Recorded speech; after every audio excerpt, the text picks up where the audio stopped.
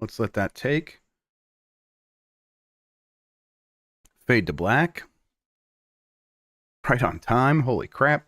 All right, here we go. We are going to go live in 5, 4, 3. Yummy like a gummy bear.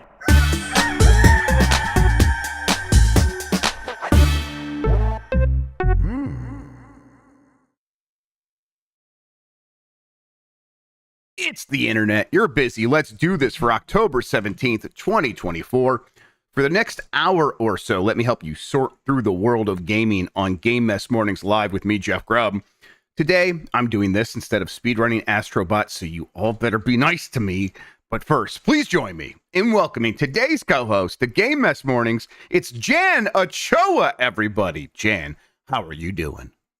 I'm still contending with the fact that some of my facial hair has been singed off, so I'm actually glad that I don't see y'all in person on a daily basis. Otherwise, it'd be... I know you wouldn't say anything, but I know you'd think something. Yeah. Exactly, because the camera and everything. But, okay. Yeah, I know. It happens to everybody eventually, right? Everyone's eventually going to singe a few of the whiskers. Yeah, and then I was looking at my hand the other day. I'm like, I have more hair. You're like, whoa, look at my hand, I know, bro. look at these. And then I was trying to figure out if I do know something like the back of my hand. But my right hand has significantly more hair than my left hand, and it's because some of it got singed off as I was trying to pry off a little propane tank from the camp stove. Now, when you began telling us the story of having your face and body caught in a fireball because of propane, was there part of you that was hesitant because this would confirm all of Dan's biases against propane? Oh no, not at all. I thought, like, in my mind's eye, looking at the grand calculus of the universe and through the dark universe. Yeah. And I doing my daily mental Neopet tarot card reading, Grubb. I knew that that day was not the day that I would desync. Yeah. So I thought, nothing is going to happen to me. This is going to be a fun core memory for these children and myself.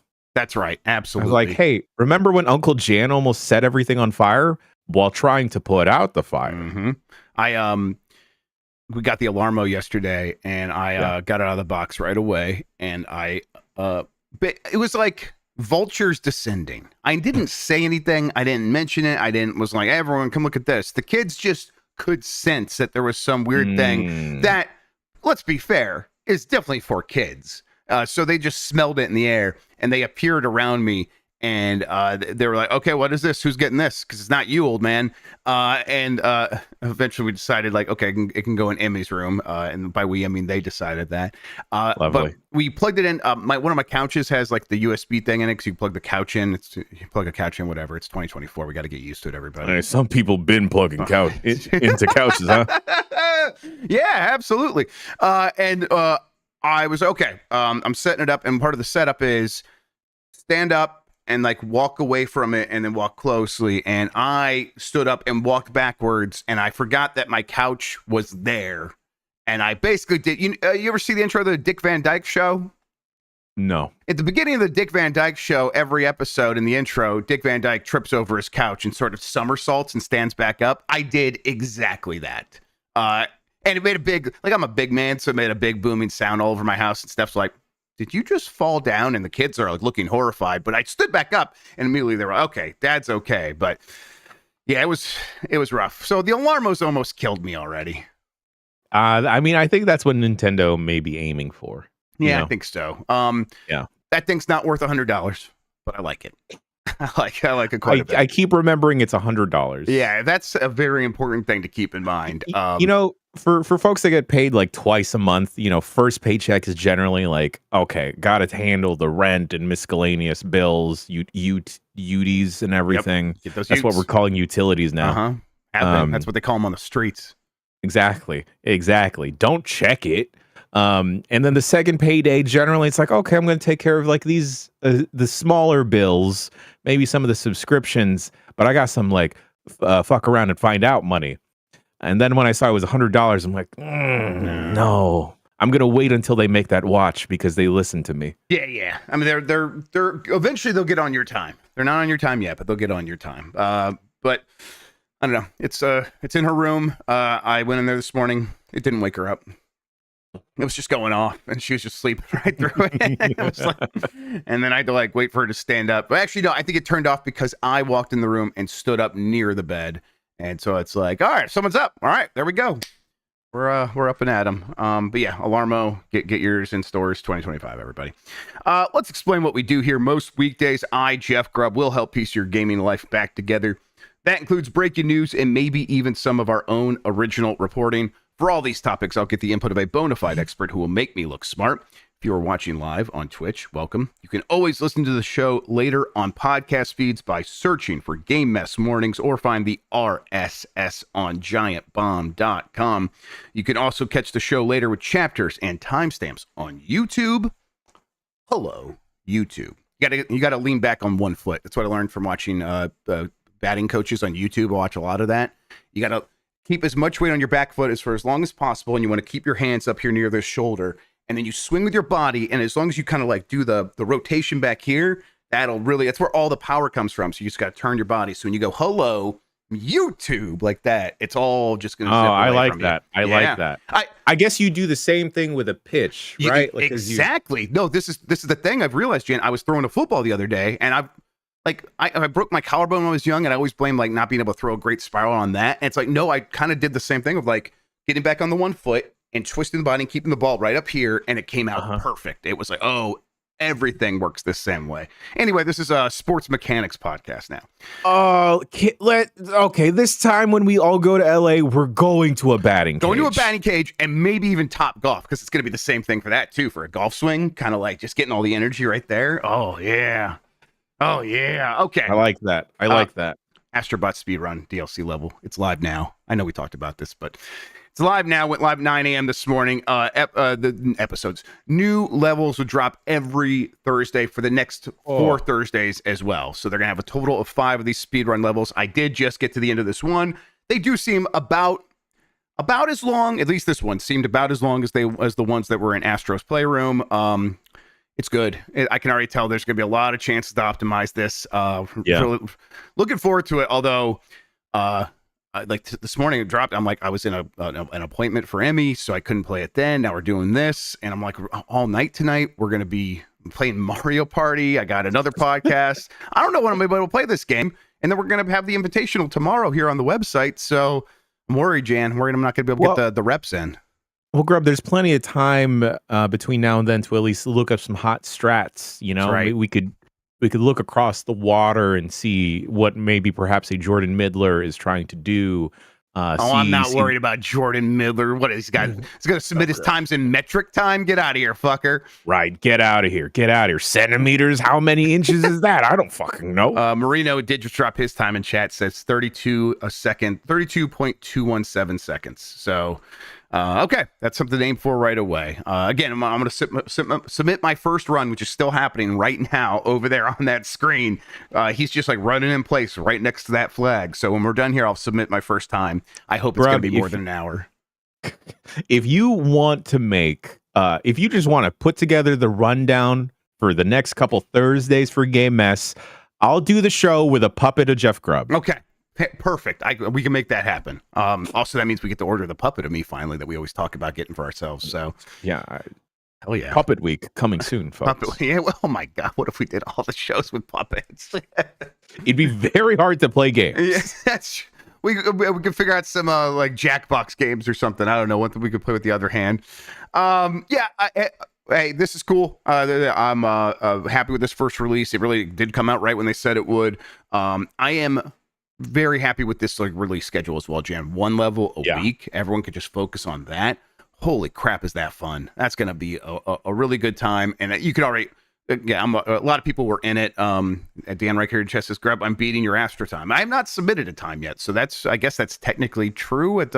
Also not true, but yeah, I'm also not too worried about Dan. There is someone I'm worried about. I'm worried about Sean. He is someone who has, he did speedrunning for Mario 64.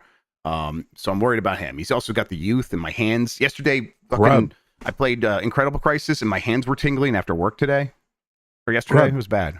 Turbo is in his name. Yeah. He's nothing but fast. Yeah. Speaking about Turbo Sean, everyone, let me see some Turbo Sean's, some capital T's, because if you look on the Giant Bomb YouTube right now, Sean has lovingly posted and uploaded all of the Mario Party parties. Yeah.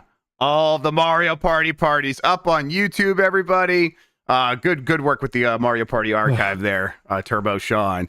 So get yourselves over on YouTube, enjoy yourselves. Can you believe that we make Sean work on a 2013 ThinkPad and upload this from his local McDonald's? Yep. Listen, I think that's the ideal work scenario. Exactly. All right. Other news is happening. IO Interactive hopes its young James Bond will star in a big 007 trilogy. This comes from Tom Ivan at VGC. IO Interactive confirmed at the same time as what it confirmed in the headline that the game would feature a wholly original James Bond story, but it hasn't revealed much about the project over the last few years. I think that sentence is supposed to be a follow-up to them saying that they had a trailer for it way back in 2020. So they said it's not a gamification of a movie, studio head CEO Hakan Abrek told IGN in a new interview. It's completely beginning and becoming a story of its own, hopefully for a big trilogy out there in the future. And equally important and exciting, it's a new Bond. It's a Bond we built from the ground up for gamers. Finally, a James Bond for gamers, Jan. It's extremely exciting with all the tradition and all the history that is there to get together to work on this with the family of creating a young Bond for gamers, a Bond that the gamers can call their own and grow with. Sure. Fun way to put that. But yeah. I'll say that this is probably the right move for something like this these days. Apart from how silly the phrase "a James Bond for gamers is. You don't want to be adapting movies in video games anymore these days. You want to be your own track and have references, maybe even line up the releases. You can be pulling from the same set of characters, that sort of thing. But the way we make video games, the way we make movies, so different, so much more complicated in different ways, each one. You don't want to be held down and be like, you got to make sure that this thing comes out within a year and a half radius of the movie's release. That would be such a nightmare. So saying we're doing our own thing and games can support that is correct, right? 100%. We see this problem happen most notably with wrestling games, right, Grubb? Like wrestlers will change their look or change alliances in their boy stables on the fly. That by the time the game will come out, one wrestler will look completely different. Like they shaved their whole head, or maybe they're not even working for that company anymore, and they were originally on the cover of the game, but now the developers have to do some last minute switcheroos. This also leads to a lot of disappointment when you pick an IP like Marvel's Avengers, right, Grubb, and then you do that reveal and Cap doesn't look like Cap. And then Iron Man doesn't look or sound like RDJ at all, right? And because there's that expectation. And that game definitely felt like it was kind of straddling the line in a bad way, right? Where it's like, oh no, this is a game; it's its own thing. But clearly, we're trading on the popularity of those movies. We just can't use anything in those movies. Yeah, it was a bad idea. So, like, having a strong statement from the beginning, this will be its own thing for the gamers. Is going to free them up to make something that can fully stand on its own, and they can make the best story for the kind of game that they're making. And I think it's a really good idea. Yeah, and I feel like trying to build a franchise in this way is probably in a more organic way is probably more sustainable, because I'm hoping that IO thinks that they have a hit on their hands, or it's going to be like a good game. I trust IO. Yeah, me too. Yeah. If I trust anyone to make a James Bond game, it's probably IOI. But, wanting to build that up versus saying like, hey, this James Bond game is going to last for 10, 15 years, and just making it phrasing it and making that bold statement from the top of like, actually, we just want people to grow up with this guy. We want people to grow and learn with this guy. And I could see that being a much more palatable character to grow accustomed to versus someone being shoved down our throats saying like, no, you're gonna love this guy. He's gonna be the best. Yep. And like, maybe we can see the overall trajectory and growth of this version of a 007 going from like a pluckier spy that is kind of maybe a little bit more clumsy to someone more refined down the line. Yeah. And I think that like James Bond is definitely one of these characters that has established itself as a part of the gaming canon. There's been a lot of very successful James Bond games. GoldenEye definitely is one that people will always point back to. And so I think that has given IOI the confidence that we can take this character and there will be an audience of gamers who will be interested in what we do with it. And so we should really flex those muscles. They also talk here, like they said, they want this to be a trilogy. They want this to be a series of games. And I also think that maybe that was something we heard a lot back in the day. I think during the Xbox 360 era, you would hear a new game would get announced, like, we are planning to make this a trilogy. And then it was very easy to believe because you could get 3 games from one series, a new series on one console generation.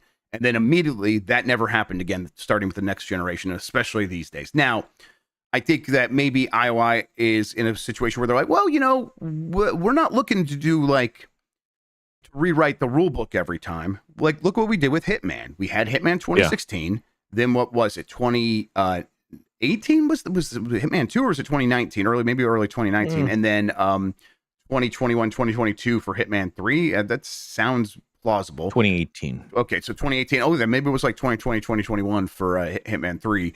And it's like, okay, we have this character, we have this, the way the game is supposed to work, and then we had new settings with a few new features each time, and it worked really well, and one added on top of the other. Now, they're probably not going to follow the exact same structure here, but I think if they have a strong foundation for what makes this a James Bond game, which probably is going to be like a few things pulled from Hitman. I wouldn't be surprised if he has disguises that in this game as well, or maybe light disguise mechanics. But they'll probably have some new stuff as well. But if that stuff is strong, a good foundation, I feel like, okay, we're going to add 1 or 2 new major features for each sequel, but mostly we're going to be reusing a lot of stuff, and then we'll have some new scenes, new settings, and it's going to be about telling the story of this character, and we can do that.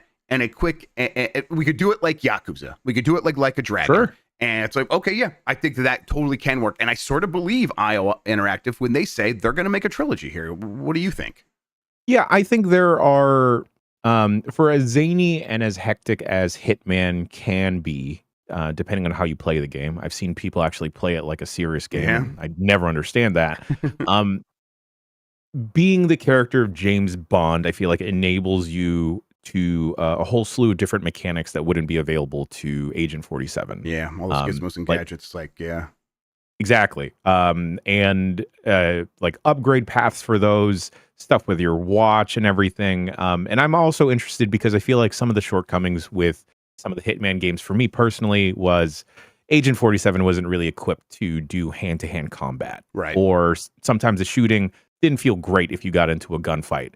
Now, there are huge action set pieces in the James Bond movies, so I'm curious as to like how IOI is going to handle that, because it hasn't felt like CQC is a strong suit of theirs. And if we treat that train level at the end of Hitman 3 as sort of like a prototype for what a James Bond game might feel like, they have a long way to go. Now, I don't think it's an impossible chasm to cross. No.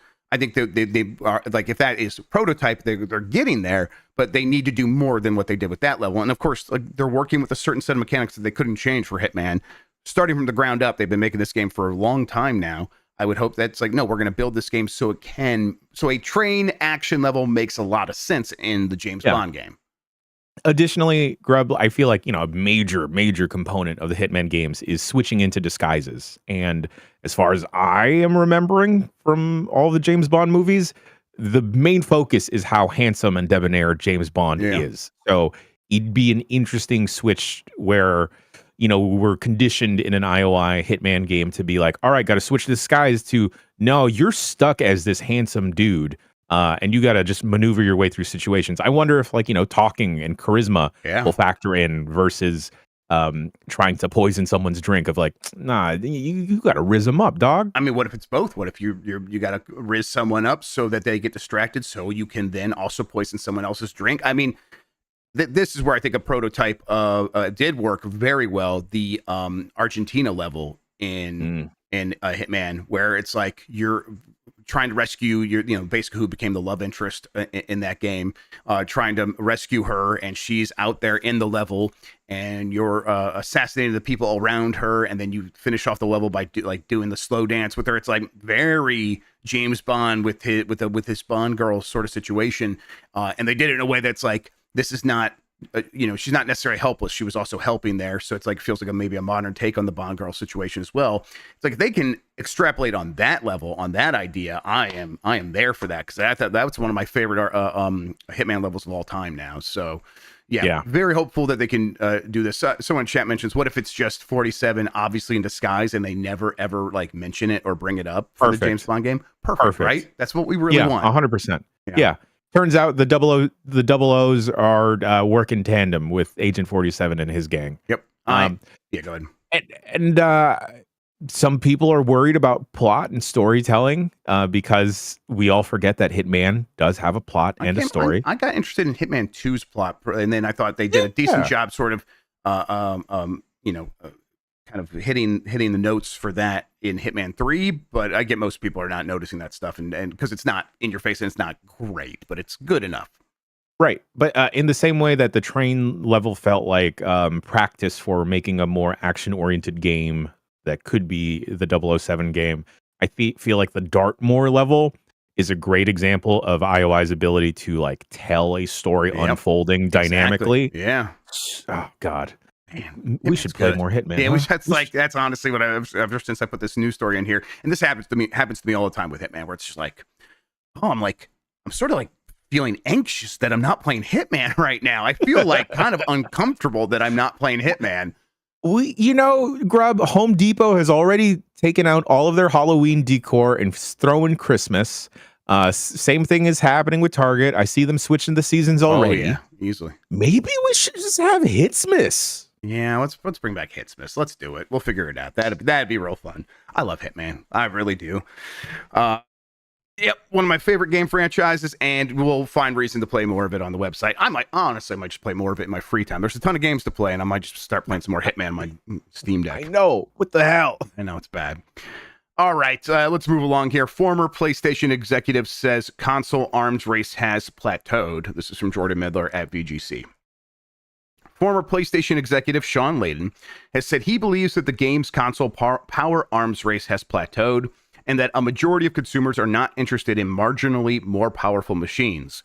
Layden, who during a 30-year career at Sony served as CEO of SIE America and chairman of Worldwide Studios, was asked by VGC at Gamescom Asia if the pursuit of incrementally more powerful consoles can continue sustainably in the future, considering increasing development costs. He responded with this quote, "We've done these things this way for 30 years. Every generation, those costs went up, and we realigned with it," he replied.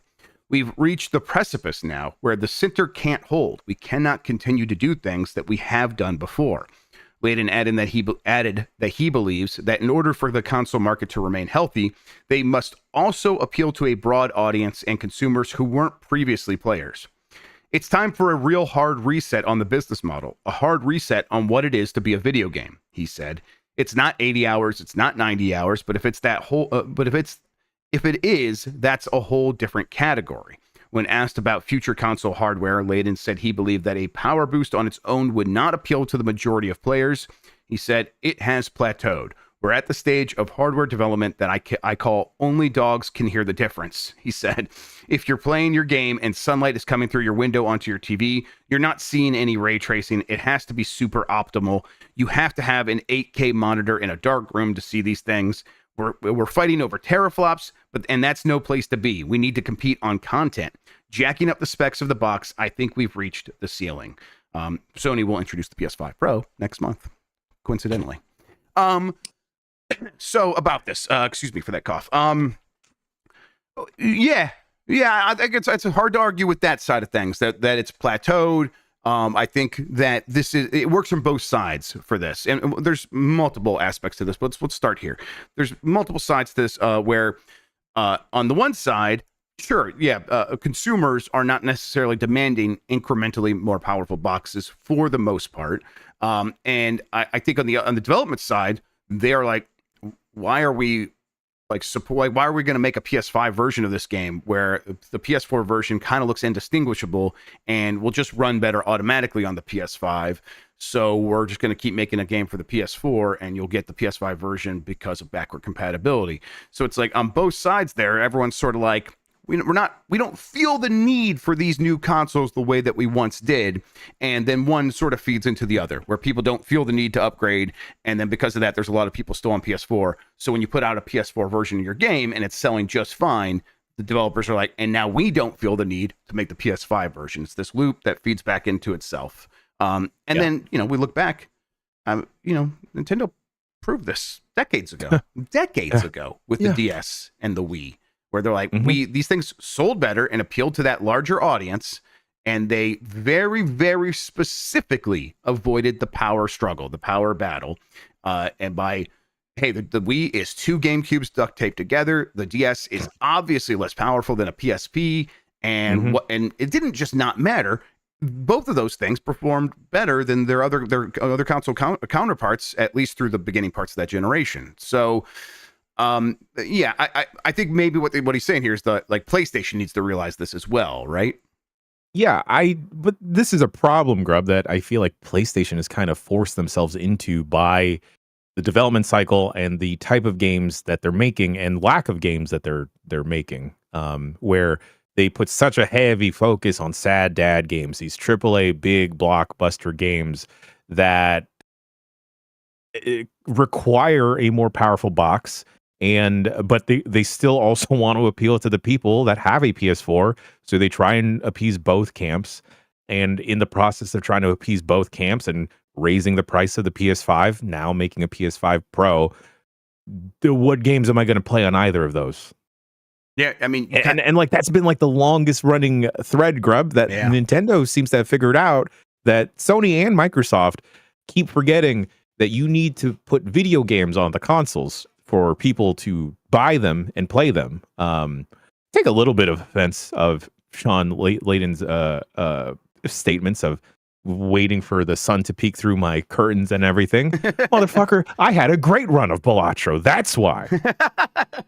Well, but that's the other thing. Balatro is an indie game, right? That is less than a gig, less than 500 megabytes, I think.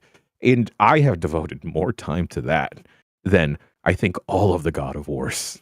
Yeah, and it's I think that these companies are right to be a little scared. These big companies, Sony and Microsoft, are a little scared of being like, well, we'll just make a bunch of Balatros. Obviously, it's not that easy. No. And it is, despite it being very difficult and expensive, it is still technically easier to be like, here's how we could set our games apart. We will spend more money on it than anyone else to make it look better than any other game. And that is a very easy marketing point. And it does work on a certain subset of the audience. I think that what we need to realize, and I think what Layden's saying here, and what a lot of companies have come to realize, and what Nintendo realized a long time ago, is that is not a growth market. That is not where you are going to be able to keep doing that. And then the return on investment will correspond to the dollar spent. It will be, it'll be like, now we're spending more and we are getting those same people who did demand more from us. They do want this. Those people are out there, and they are watching Digital Foundry, and they do care about ray tracing and the best looking visuals and realistic irises and face animations that look indistinguishable from real humans. They're paying attention to that stuff, and they do care. Yeah. They're just, there's not new people joining that audience every day the way that the overall gaming market is gaining people, whether it's on mobile or PC or free to play or anything like that. Yeah. And relying so much on that heavy performance, Grubb, I don't see PlayStation gaining new converts to become gamers. I feel like when everyone found out that their PlayStation could play Blu-rays, that was a big thing. And people were picking up PlayStations just because this is a cheaper Blu-ray player that I can also, I guess, play games on. And now because with the decline of physical media and streaming being such a big thing, like I don't know what other hook you have That's in really a good point. PlayStation, in a PlayStation or any console really, to get that other audience in. Because then I knew so many friends, so many different households that used the PlayStation as like their media device. Yeah. And now when streaming is built into TVs, there's suddenly less of a reliance on any other device to have in your entertainment system. When your TV maybe doesn't do it well, but it'll still do it. It'll still hook up to Yeah. Netflix, Disney Plus, Max, the one to watch for HBO. Bad, but kind of good enough. Yeah. I mean, you're right that they've always. I think that's something that's easy to forget, that they've always had a dual pronged attack, and you know, the PS1 kind of coming out and being cheaper than the Saturn, and having a lot of third party support. The fact that it was a CD player maybe didn't make that much of a difference, but Yeah. obviously PS2 being a DVD player was massively important, and it's like every single time we have this conversation about buying things and justifying, it's like, I can get this thing, it'll be my DVD player, and it'll play games, and I can play Madden every year and all these other games, and I will take advantage of that. And PS3, the Blu-ray player, PS4, and as you said, like being able to like stream media, and people having this box that can just stream Netflix actually was important. Even if you put that aside, that generation was helped by the fact that it's like, I think a lot of console gamers were anxious after 2011, 2012, mobile phones kind of taking over, free to play taking over. And there was a lot of talk about consoles going away, and PS4 is just like, we're a console-esque console. Do you want one of those? And everyone's like, Jesus, please, yes, give us that. And I think that sentiment and that at that time carried into this next generation. And I think these companies are like, we underestimated the demand for consoles last generation. This time we're going to be ready for it. We're going to invest a ton. We're going to spend a lot on the games so that we can prove to those people that our box is the one worth getting, and that's going to pay dividends. And it did everything except for pay dividends. It's done everything. It's cost them a lot of money. It did win those same people, but those same people are the same number of people as always. And so here we are again having this conversation. It's like, what is the answer? And I think Sean Layden's kind of just saying like, yeah, this is a problem, but it's a problem that's pretty well documented at this point. And when he talks about things will have to shift, things will have to change, that sounds like a messy proposal for big companies like Microsoft and Sony. I mean, Microsoft just spent $69 billion buying the most traditional game publisher you can imagine. Now, they do have the mobile side of things, of course, and that's just going to print money, but it's not like King is a factory. It's a factory for printing money, but it's not a factory for making the next big mobile hit. They have Candy Crush Saga, and then their other big game was Candy Crush Soda Saga. It's hard to like break into that market as well at this point. So it's not like there is just some blueprint that these companies are going to follow to shift into this new future, whatever it looks like, to change what is a video game, as Sean Layden says. But I think everyone is looking around realizing that needs to happen. Who's going to figure out what the answer is? Is it Mark Cerny? Probably Mark Cerny. Has to be. Sure. Big Mark. Hey, Mark, get him on it. It's funny we're talking about the dual prong approach because with this modern lineup of consoles, there's less of a reliance on that dual prong media approach, especially how PlayStation has kind of de-emphasized getting the disc drive. They're pushing the discless consoles. It feels like a little bit harder, and maybe they're trying to squeeze people more by, hey, you can also get this $100 disc drive on the side if you want. But funny enough, and this isn't me, folks listening, I'm not one of the old people on this website that loves Nintendo, okay? All right? Don't come at me. Don't lump me into this, all right? But I think Nintendo, Grubb, has still done the dual prong approach, and maybe not media, but having it that you can take your game anywhere, right? Oh, yeah. Having the pocket, the handheld version of their console is just the console, so you can take it wherever you go, ostensibly, right? Yeah. And that is a part of Microsoft and PlayStation's strategy that has not quite lined up at all yet. The PlayStation Portal doesn't do what we expect it to do. Yeah. But the Switch, it's like, okay, well, someone wants to use a TV, I'm going to stop playing Mario Odyssey, and I'll just play it here in the same room. Yeah, and I think if we look back at Sony's attempts to do handhelds previously, they were like, okay, we're going to do the premium hardware. We're going to go after the Walkman audience. We're going to make the Walkman for gamers. And I think that was always doomed to not be as successful as what Nintendo is doing. Because what is Nintendo doing? Families.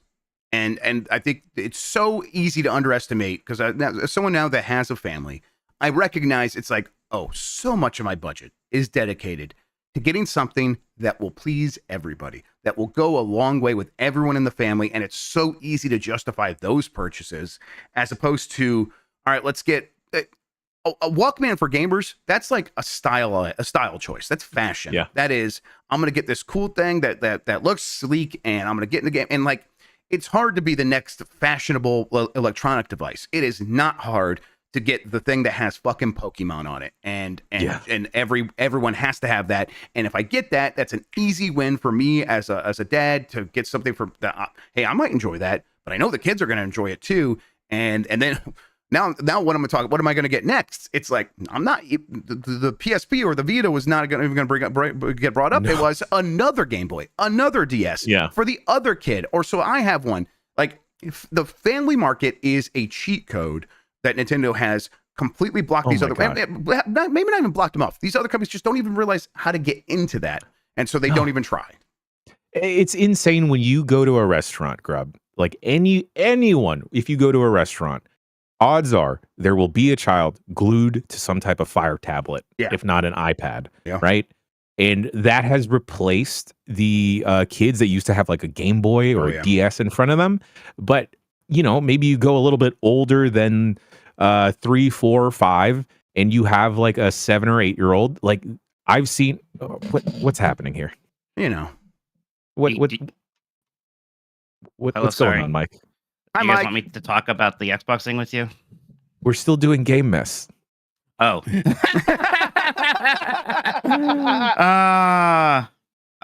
That's right. You guys are doing great. Bye.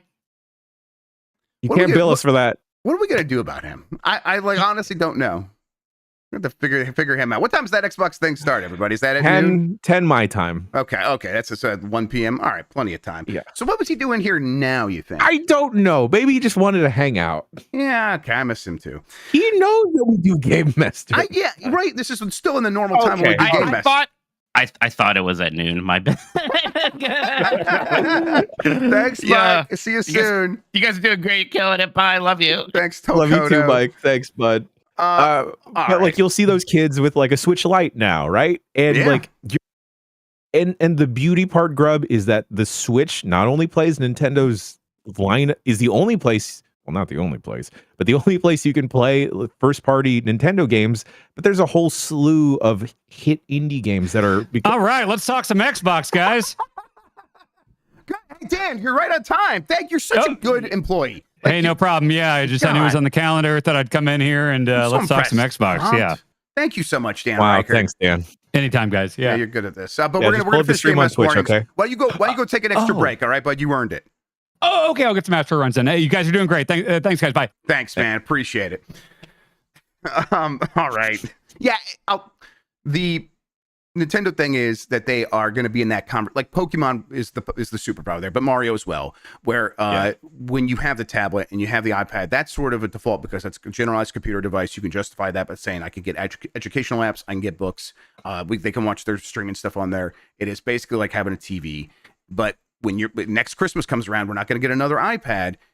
Pokemon will be right there. Mario will be right there. The movie was something that also superpowered that. I went to the movie theater with the kids to see The Wild Robot the other day, and a couple of weeks ago, great movie. It was a lot of fun. Pretty good movie. But in the pre-roll ads, here's a really long Nintendo Switch ad, mostly focused on Mario.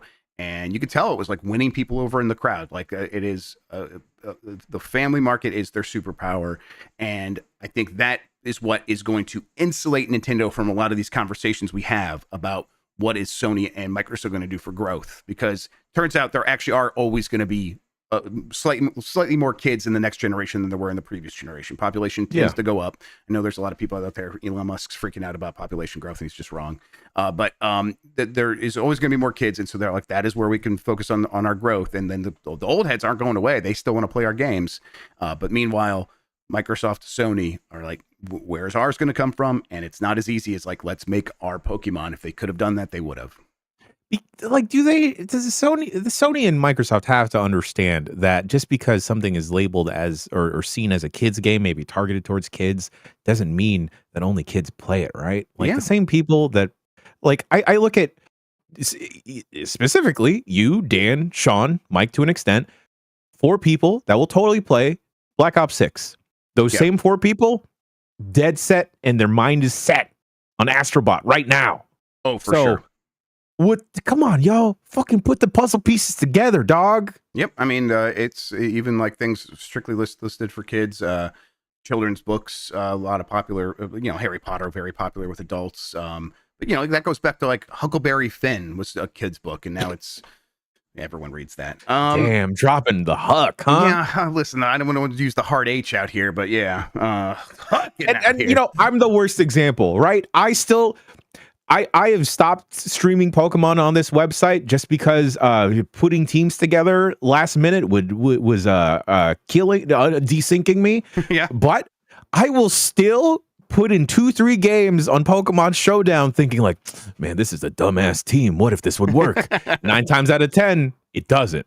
But we still dream, Grubb. Yeah, it's important. It's important to have your dreams, and that's what you can do on the Nintendo Switch now in stores. All right, we're going to take a quick break. When we come back, Super Nintendo World is opening up in Florida, and a lot more right after this.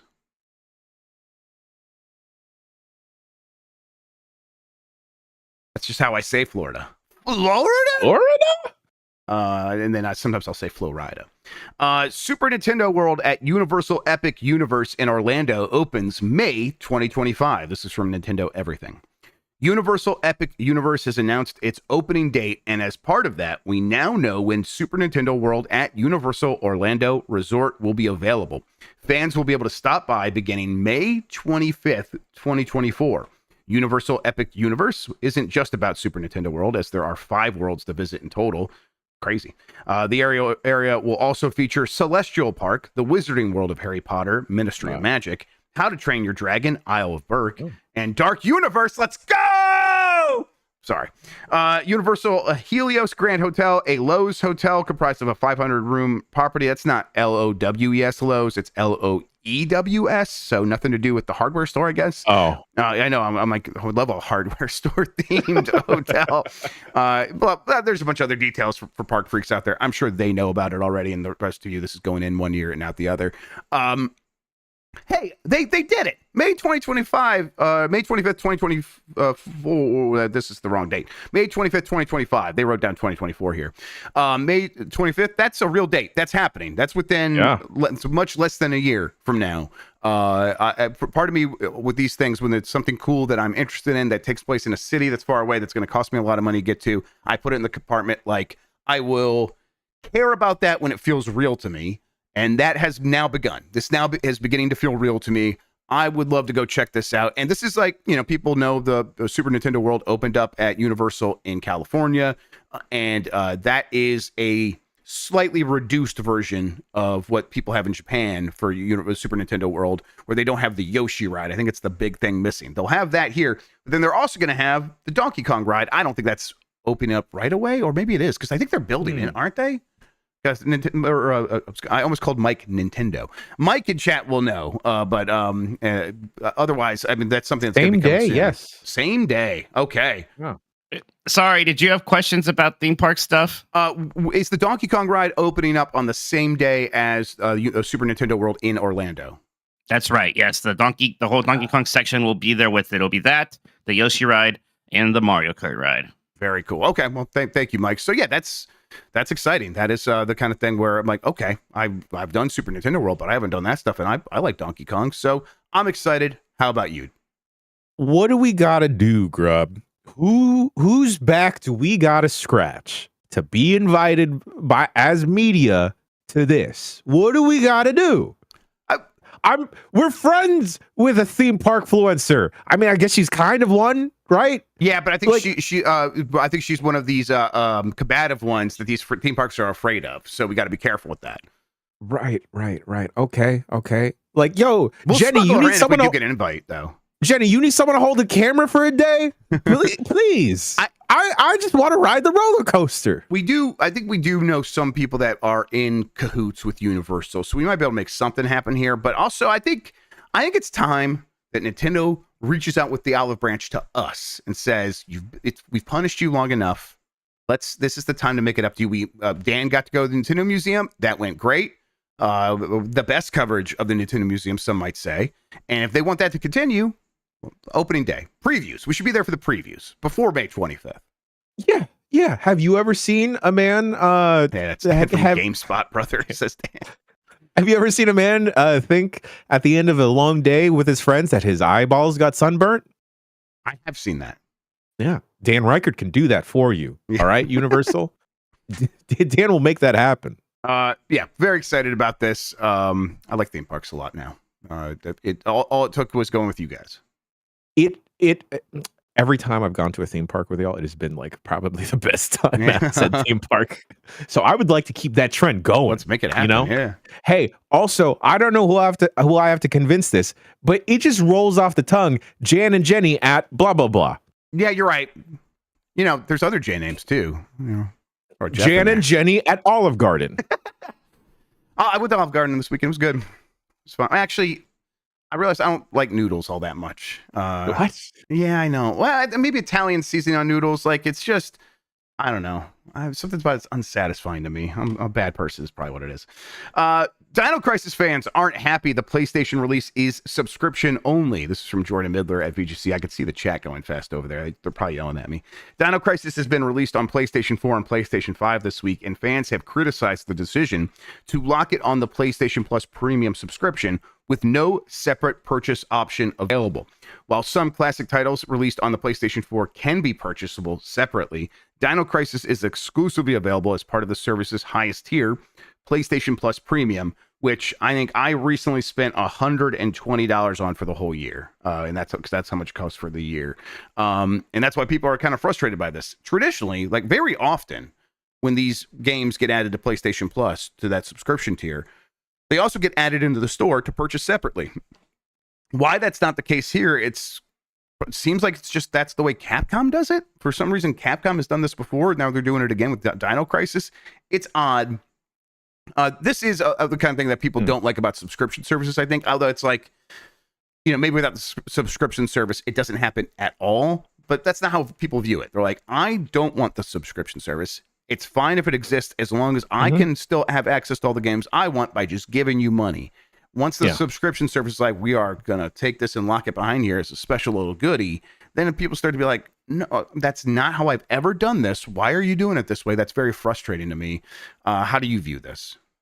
100%. I feel like that was the appeal of Game Pass for me, Grubb, where it was kind of like a glorified demo system where if I really, really like a game and I know that I may not be up for paying for Game Pass for the next couple months, but I want to keep said game in my library, I still had the option to go ahead and buy that game. It feels like a very odd choice for Capcom to do, to keep it off of being for sale. Yeah. I just don't get it. Like, what keeps you from putting the game on the up for purchase if it's available to play on the streaming or the subscription side? It doesn't quite make sense to me. Yeah, and it's like, is Sony giving them extra money to keep it only on subscription? I really highly doubt that. That was like the other train of thought that I had, but it feels very odd to like, no, you can only have Dino Crisis on this service. It doesn't feel. I know we've been clamoring for Dino Crisis as a whole of the gamer nation. People yearn for dinosaurs to chomp on them. Yeah. Yeah, we've been doing nothing but yearning, and some say we yearn too much, but I just don't see Dino Crisis driving people to subscribe to PlayStation Plus tiers to play it. Yeah. I don't know if I yearn. I crave all the time. I don't know if I yearn.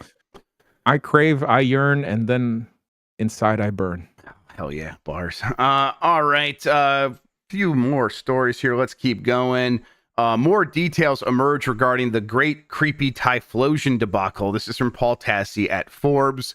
Shout out to Paul Tassi for collecting all this info. We can correct some of the record here. This is not going to fully acquit Typhlosion of the crimes for which he's been accused, but there is some clarification here. I'm not precisely sure why, but there has been an astonishing amount of interest in the Game Freak leak, which spilled out all manner of content, but none was focused on more intensely than a lore story about a Typhlosion where the Pokemon shapeshifts into a human, marries a young girl, and has a half Pokemon child with her before her father kills him. Now, with a bit of digging from at Rotless01 on Twitter, which I saw this thread, there are some new details and further context for what this weird story is and what it is based on. Here are the highlights.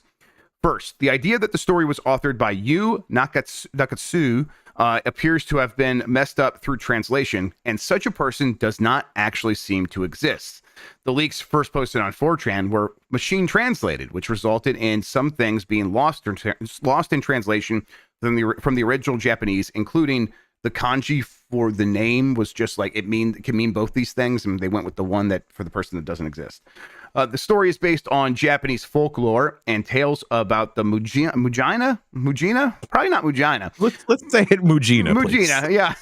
Let's say that, please. A badger that has the ability to shapeshift into humans to trick actual humans. The tale is about a Mujina, not necessarily the literal Pokemon Typhlosion, but that is the basis of the concept of the character. The idea was realized further when eventually Hisuian Typhlosion arrived as a ghost type, presumably to reflect the history. The idea of the Mujina and the girl having a child and her being run out of town is meant to be more of a metaphor and not being able to go back to town or not being able to go back to a previous life after being touched by the spirit world. There is some debate about the age of the girl, but she's probably like 16, 17, 18, 19, or 20 in that range. The translation seemed to make the story about a sexual relationship, but the child appears to simply manifest one day to another, as you might see in folklore or myth. Sort of like, the stork. What's the bird? Stork, right? Stork. That drops off the baby. Yeah, that was a tough one for me.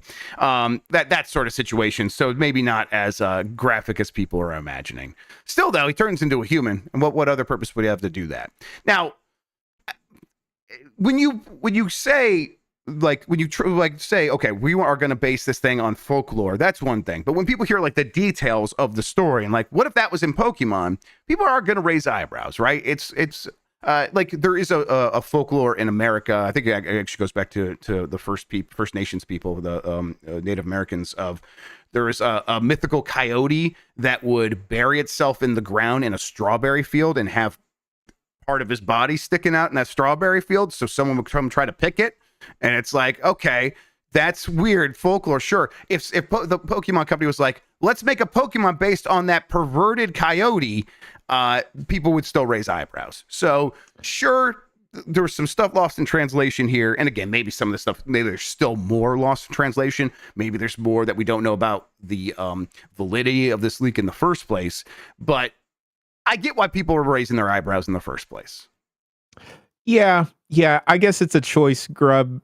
You can find inspiration in lots of places, but maybe we shy away from basing off of one of the starter Pokemon for this generation after folklore. All folklore is kind of fucked up. Yeah, a lot of it, exactly. And it's not like, Japanese folklore. So like if the Norse folklore doesn't like Loki turn into a horse and have sex with his dad or something. I don't know. It's crazy. There's like Filipino stuff where it's like, hey, if you pee on this mound of dirt and you don't apologize, your dick is gonna explode. Yeah. So I've never peed outside. Dick still hasn't exploded. So hey, proof. We're good. Yeah, we're good. It's a weird rope to walk, I guess. And yeah, let's blame some of this on translation errors, let alone people just making scuttlebutt for the sake of making scuttlebutt, and maybe putting together threads that weren't meant to be put together. Right, and also just like the lack of context of maybe bringing up this piece of folklore in a setting where you're working in a Japanese studio with a lot of other Japanese people could be the most normal thing in the world, just like bringing up Loki. And then if you brought up Loki and then you're like, oh, here's all the weird stuff that he did, or Zeus. It's like, but it's like, no, that's super normal for so many video game studios. They don't even think that that's weird. But if you were to take it out of context, be like, they wanted to put a guy in there that had sex with animals. I'd be like, yeah, that's gonna make people be able to go, wait, what is happening here? Especially Right. Pokemon. All right. Analog's 4K N64 console launches 2025 for $250. We touched on this a little bit yesterday, but it was at the end of the show. Details are in, but it's mostly what you heard. It is going to go on pre-order, the 21st of October at 11 a.m. Eastern. It is a full reimagining of the N64. It is FPGA hardware emulation. They are emulating the hardware on the hardware side. It will run the games at a 4K resolution. That's 10 times the resolution of original N64 games. Should look pretty cool. I am pretty excited about this. I think I'm going to get it. $250 to me. You know what it is? Is part of it is I remember what it was for like the Analogue NT or whatever it was called, the original Nintendo that they did.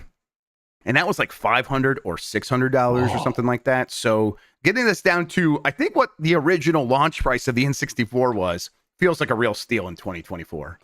Crazy. I'm happy for you, Grubb. Yeah.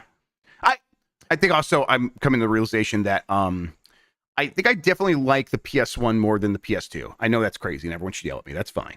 I love the PS2 still, but I like the PS1 more than the PS2. When I go think about what games make me happy, it's the PS1 versus PS2. It's like right on the borderline for me between N64 and GameCube, and I know that will really make Mike yell at me.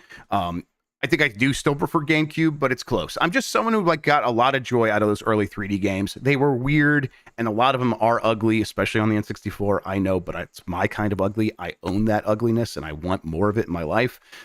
So this thing's gonna make me happy, and so I'm gonna get it. I'm trying to think now. What do I like more, the Nintendo DS or the Game Boy Advance? Yeah, it's tough. I mean, Game Boy Advance is kind of the perfect. Like it hit at such the right time of like 2D graphics had so matured, and it had a very it's the dot matrix screen, the LCD screen, not the dot matrix, the LCD screen of like we can put these pixels exactly where we want, and we don't have to worry about people having a CRT, so we can be super accurate with our art. And I just think so many games look so incredible on the Game Boy Advance that I think it's got the games that I would consider to be the most timeless before this era of now when you kind of do whatever you want with your art. So, for me, it's Game Boy Advance. I think I'm with you. If it's specifically the Game Boy SP. GBSP. For sure. Definitely. Marino's right. Those two face buttons on the Game Boy Advance, the only thing that really held that system back. Imagine if that thing had 6 face buttons. Let's do it. It's another thing I like about this Analog 3D is they're going to launch with an Xbox style controller, but with the A and the B button and then the 4 C buttons. So it's going to have 6 face buttons. And I'm never someone who complained about the C buttons, so I'm down. Let's go.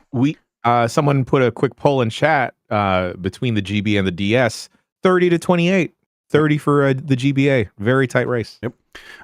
It's an 8-bit DOE controller. Yes, 8-bit DOE Analog, basically the same company. They have the same owners basically.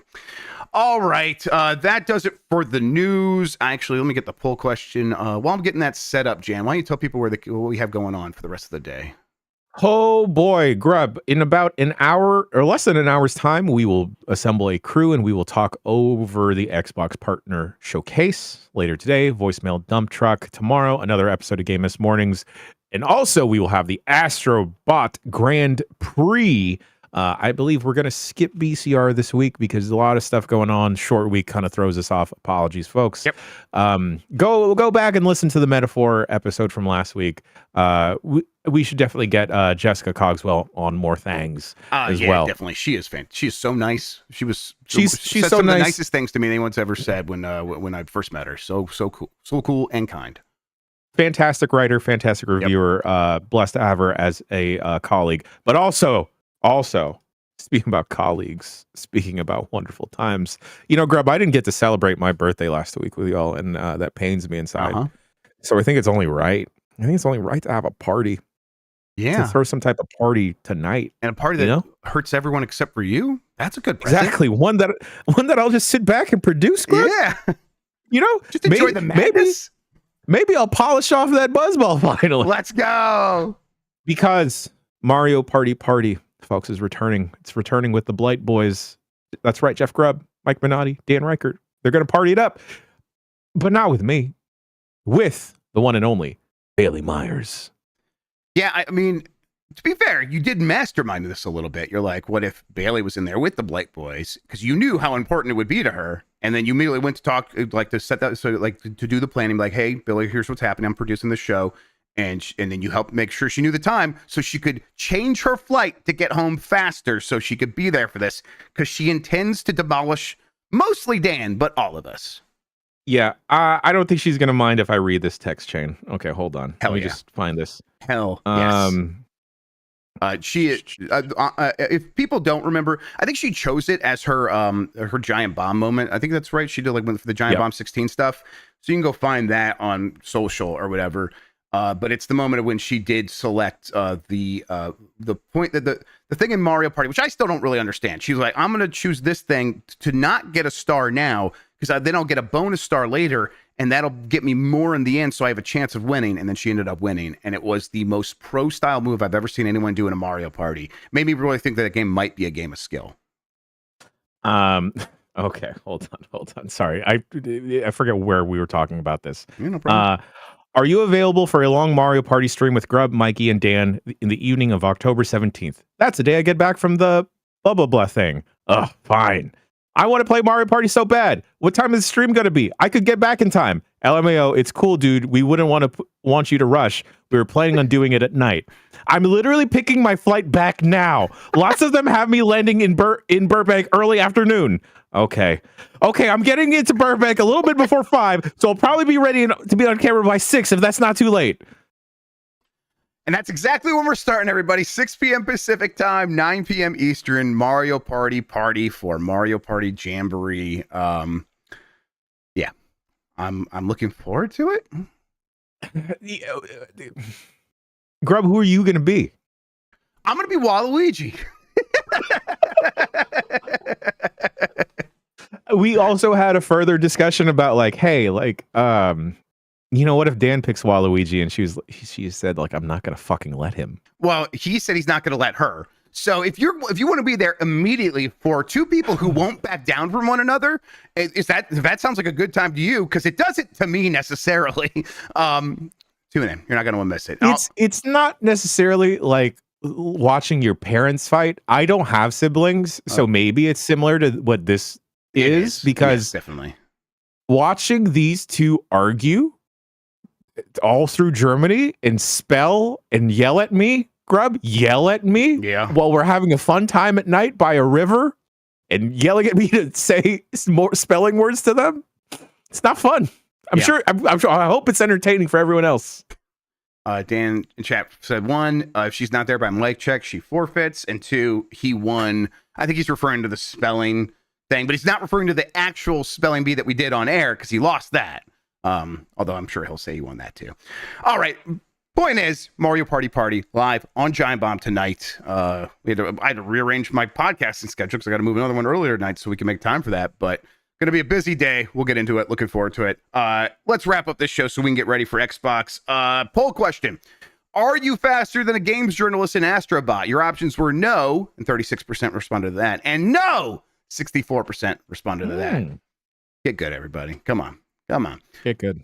Look at that guy. He's still running over there. I'm really excited about submitting this hour plus time. I can't wait. All right, everybody. Let's see. New poll question. Are you getting the $250 4K N64 recreation from Analogue? Yes or no are your options. We will get the results of that and talk about it on Game Us Mornings here on Giant Bomb tomorrow. Speaking of Giant Bomb, as Jen said, Xbox here pretty soon. Voicemail dump truck. A lot of stuff still happening. Tune in for the rest of today. All that good stuff. More fun stuff tomorrow. In the meantime, though, Jan Ochoa, thank you so much for hanging out with me today and talking about video games, man. I really appreciate it. It's the only way to start a Thursday, Grubb. Thank you all for listening. Thank you all for watching. You're the best audience in gaming. Until next time, have a good one. Take care of yourself. Get back on that back foot and go goodbye. My goggles are broke. Oh, no. Oh, never mind. Yeah, you're good. No, it's working now. Okay. All right. We are